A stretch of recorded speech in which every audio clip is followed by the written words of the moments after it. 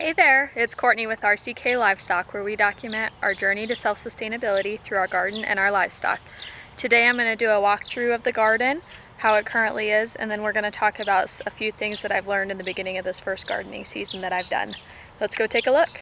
So one of the first big things that I've noticed is that soil clearly matters in gardening, which seems pretty obvious, but I didn't think that this would make that big of a difference in my different beds that we did. If you've seen the other videos, you saw that we had 4 beds that were already made, and those ones were filled with a compost.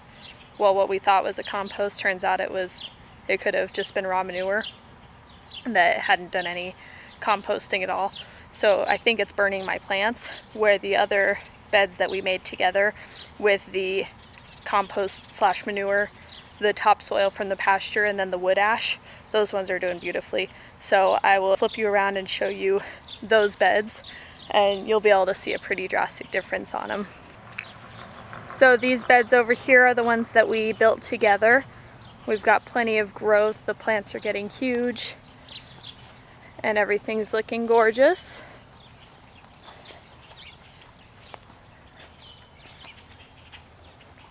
And then on this half, this is what we've got.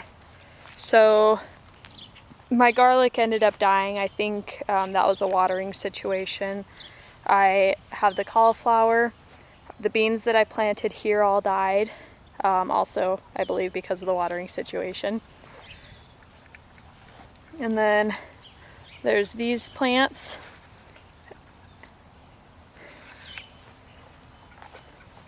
And everything is just super small and not looking great. The big difference is obviously the size. The tomatoes look like they're suffering. They've had a curled leaf the whole time they've been planted. I thought it was just transplant shock, but they never grew out of it. The only perk, actually there is no perk, but I've got some cherry tomatoes here that are getting ready to be eaten up. These are super exciting. And then I have some Roma tomatoes that are getting ready. They're all still green now, but they are growing. Now, my last garden tour video, I didn't have any direct sown seeds planted. I just had all of my transplanted things. So I guess I can walk you through and show you the difference between the direct sown in these west beds versus the direct sown in the east beds with that soil mixture. So in this bed, the only thing that was direct sown was right here, and this is all of my okra. So I've got a few okra plants. A few of them didn't germinate, and then right here in this little section was supposed to be Brussels sprouts. Those all have since perished, except for this little guy. I've still got one. Possibly, no, that's a bindweed. I have the one right here that's still kicking. I haven't figured out anything to plant right here to cover the soil. And then we've got some new growth here. This is the first jalapeno pepper. That's that jalapeno that doesn't have the spice on it. So we're super excited about that. Another thing that I've learned, so this will be number 2, is that not all the plants are the same, obviously. So as I was anticipating everything, I was planning on, having all of my Martinez Roma and the Amish paste tomatoes growing at the same time, so then everything will be ready about the same time. I'll have to look at the days to maturity to remind me, but right now I have a ton of Martinez Roma tomatoes on the vines, and I haven't seen a single Amish paste tomato. So that's a big difference. I don't know if it's the variety on the days to maturity, or if my Amish paste just aren't performing like the Martinez Roma are. So moving on. So this bed, I have a yellow squash and a zucchini squash. These two, we have a few little flowers in there. Oh, sorry, I had it switched. This one's the yellow squash, and then this one's the zucchini. Now, they look like they're doing pretty well. They're not suffering or anything, and that's what you think until you go over to the other bed and see how big those were. Now, this is just one bed over. We have the same varieties. We've got I want to say that one is the zucchini, this one is the yellow squash, and then that's just a pumpkin plant that I have. but they are significantly larger. There is a lot more flowers on it, and they just look a lot happier, like they're doing a lot better. And same goes for these zucchini plants over here. This one's got a huge blossom on it that just opened up today. And I've got some little baby zucchinis growing. And then this,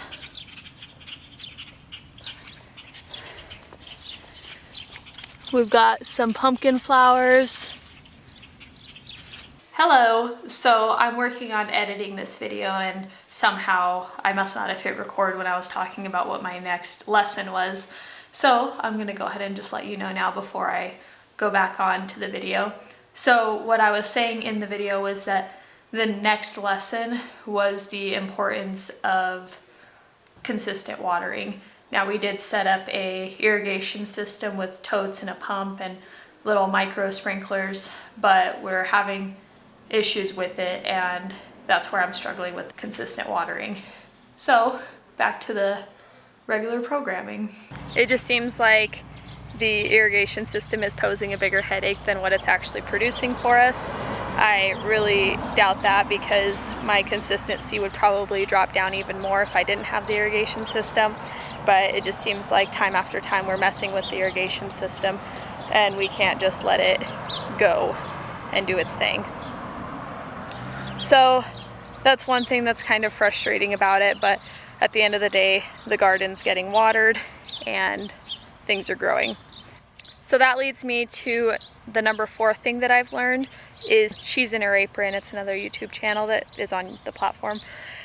She talks about progress over perfection, and I love that saying just because it kind of keeps you in check on having a perfectionist mindset, but it's not always feasible.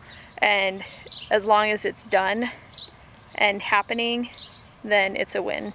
So I've had a struggle with that this season because I had all of these plans, and I mean, if you saw my Baker Creek garden, if you saw my seed haul that I did, then you would know that this isn't anywhere close to what I planned on planting.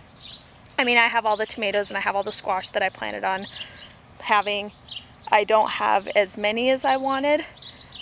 I did plan on having some in ground along the fencing that we built. And then, so as far as quantity goes, I don't have the numbers that I wanted, but hopefully I have the production to be able to still can everything that I was planning. As far as the zucchini and squash, I have everything planted that I had planned on there. However, I don't have any of the herbs planted that I planted on, I don't have any of the herbs planted that I planned on planting. I never planted any of the carrots, which I can still do in a fall garden, so I'm anticipating doing that, as well as some of those herbs. I barely got the radishes done. I planted some and then had a poor germination rate, and then they all died off. And then I planted a new batch. I think I planted like 30 of them just between the tomato plants, and I did get a small harvest off of that. But at the end of the day, I have a garden and I'm happy with half of the results, and I'm learning from the other half, trying to figure out how to lower that nitrogen level and mitigate that situation. It may not happen this year, but it's something that I know is an issue, and I can hopefully solve the problem before next year. So number 5 that I've learned is how scary it is to have afternoon thunderstorms almost every single day. So growing up on a farm, we had corn, sugar beets, onions, and beans. I just remember how scary it was to have hailstorms and it just knock out the entire crop. Well, now it's on a more personal level because it's my own, but it's something that I've been working on this garden since the beginning of February, and I have so much time invested into it that it's just so devastating and scary to think that one afternoon storm could just kill it all and knock it all out. So I still come out right before the storm. I'm looking at radars, looking at local weather stations to find out what is going on in my area, and if there's even a chance of hail, my heart stops. And so I've just been trying to get better at the fact that it's probably just going to rain, but in Colorado this is kind of a different year than it has been in the last few years, where we're actually getting active thunderstorms in the afternoons. And sometimes we don't get any precipitation at all in the summertime. Like last year we didn't get hardly anything. And so this year it's different. In my area we're still only getting like a 1/16 of an inch, where even like 10 miles north of me they're getting hammered with hail, which breaks my heart for them.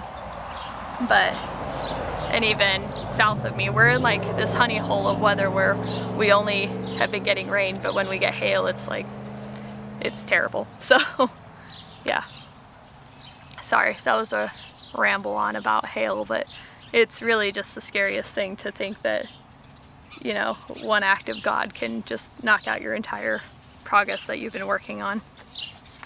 So the last thing that I'm going to leave this out on is that I've learned in this first half of the gardening season is to celebrate the little wins. So even though we're kind of in that stagnant phase of not having much of a production, it seems like, where everything is just green and growing and you're not really able to harvest anything just yet, I still get so excited every time I walk out here and see a new tomato on the vine, see something changing colors, see a new bloom. Like right here, this was probably one of the more exciting ones, is that this little guy right here is the first Black Beauty tomato that we have. But not only that, but it's the first slicer variety tomato that I've got growing on a vine.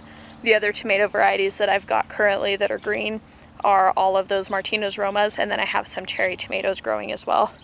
So it's just one step at a time, celebrating little wins, and eventually we'll get toward, you know, the middle of the summer where it's just non-stop growing, where it just feels like stuff's coming out of my ears and I don't know what to do with myself, which will come and I'm very excited about. So I'm gonna leave it at that with 6 things that I've learned from my first half of the gardening season. Let me know what you've learned this gardening season so far, and also let me know on any advice you have for beginner gardeners.